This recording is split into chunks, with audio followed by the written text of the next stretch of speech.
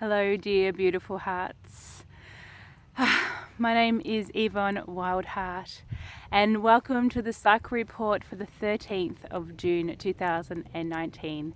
I come to you from the wintry Dja Dja Wurrung country in Central Highlands, Victoria, Australia, in the Southern Hemisphere. So before I start, I'm just going to put my hood on because it's starting to rain. Before I start, I just wanted to give a deep, heartfelt thank you to all those people who showed their love and support and liked and made comment on my new logo and branding. It felt like such an edgy thing to unveil, especially to claim the word witch. And edgy because I can still feel, this deep wounding and scars from, me showing my magic and what I do in the world, and the fear of that I'm going to be burnt at the stake or hung from a tree. So it's something that's still very real in my body. So thank you. It feels so awesome to be supported in such a way that it inspires me to keep working the magic that is the space that I work in. So thank you. We are 1 week away from Winter Solstice. So Winter Solstice being on June 22nd. I think we come into it like really early in the morning, like 1 o'clock in the morning. And as soon as we click over to that point, which is the longest nighttime hours of the whole entire year, the deepest descent, we start to ascend back into the light, into the longer daylight hours, which is happening in the northern hemisphere. So we are the opposite. They're coming into the summer solstice, so the fullness, and we're coming into the depth in the deep inner space. And it's the time of the ending and the beginnings. So what's been arising this week is, how do you end well? How do you end well so you can start well again? So it just continues on, which it is. It's a cycle. It just continues on. But it's important, I think, to really have a look at how do you end well. So when we're holding those seeds of new potential of what is coming, we are just sort of letting go of everything we need to let go of, letting go, ending, so we can move through to start something beginning with such a beautiful ease and hopefully delight and joy. And that's why in the in the northern hemisphere, so the pagan term for winter solstice is Yule. So when we come to Christmas here in the southern hemisphere, we are bombarded with northern hemisphere Christmas images, and it's like happy Yule. Of course, it's winter solstice up there. So and that's what it's here. So winter solstice is Yule. So it's a time of great celebration. To start something well, to start the new year of the ascent, going back up to the full sunlight with joy and love. So it's a good thing to maybe, get your friends together or family, or, and gather around the fire and have a great meal together, on the Saturday, on the 22nd, really celebrate this ending and new beginnings with joy and love and warmth.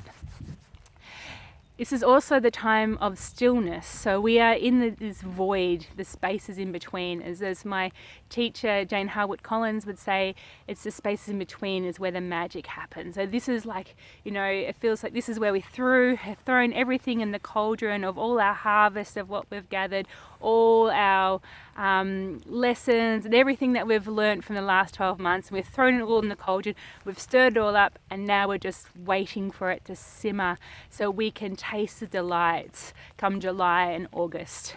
So it's the time to just sit and still and just wait and feel and watch. It's a time of rest. It's the longest, we're moving into the longest nighttime hours. We're exposed to the celestial, more celestial energy because we're more in the stars than we are in the light. It's the time of the unseen. So like the stars, even though during the day we can't see them, they're still there. When it turns to night with the longest nighttime hours, we have more ability to see what is usually unseen. So it's a time of the unseen as well. And it's a time for great rest. It's all the R's, restoration, replenish, remembering. It's all that, renewal, our cells, our bodies need rest. So if we have this opportunity when it's dark to have early nights and have, longer sleeping hours, we are able to replenish our bodies and nourish our bodies. So when it comes to this time in 6 months' time, we're going to be able to have, the energy that we need to embrace the fullness that will be summer solstice. So it's all the R's, and rest.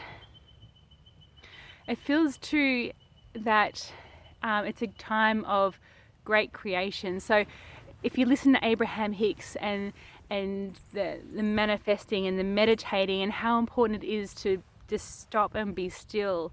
And when we be still, we get out of the way of our own thoughts. So our ability to manifest what we want and our ideas and dreams comes really potent. Like it is, I've had so much evidence of this. This is a thing that we, it's when we sit into it, it really happens. You really actually can manifest anything you want. You just got to get out of the way. So when we sit still, it allows our head to soften, it allows our bodies to soften, it allows our soul to soften and to open up into that cosmic space of infinite possibilities. That the great manifestations, which feels so potent right at this point, to be dreaming the good dreams. So come July, August, September, we can really start sowing those seeds and watch them sprout. This is the time to just allow the stillness so we can get out of our own ways for the manifestation to happen, to create. It's a time to create. If you listen to the Kaypacha Pele report, he talks about the sign of Gemini, which we're in at the moment, the sun sign, and it's the point of the two worlds, with the two twins, one in the underworld and one in the outer world. It feels like that's where we're at now, and this point of the two solstices, the northern solstice, summer solstice are in the outer world, and we're like the underworld here in the south. So it feels really related. I'll put that in the notes below for you to listen to. Quickly, the moon is at a waxing gibbous. So full moon comes in next Monday. So it's all about now that egg shape, and we're pulling out the things that sort of sprout that are not doing too well, and leaving and putting all our energy into the ideas and concepts and, the things that are sprouting that we really want to bring to fullness. It's about full illumination. So, take note what's coming into fullness in your life right now between here and Monday. And on Sunday, a good time to do full moon intentions. What is the one thing that you want to bring into full illumination and to happen? And after that, we move into a descent. My body is in a day 4 bleeding place. So what that has meant is that I've been trying to do this cycle report for like a week now, and because of the deep darkness and the solstice feeling of the void, and my body and the moon being in that dark new moon space, there's been so many blockages, like the time would run out, or on the camera, or my batteries would go flat, and so it's. And I really listened to that and just say, okay, maybe now's not the time. So I've come in. So there's still day 4 stillness still sitting into me, and I don't really have much to say about that, which is, evidence of that.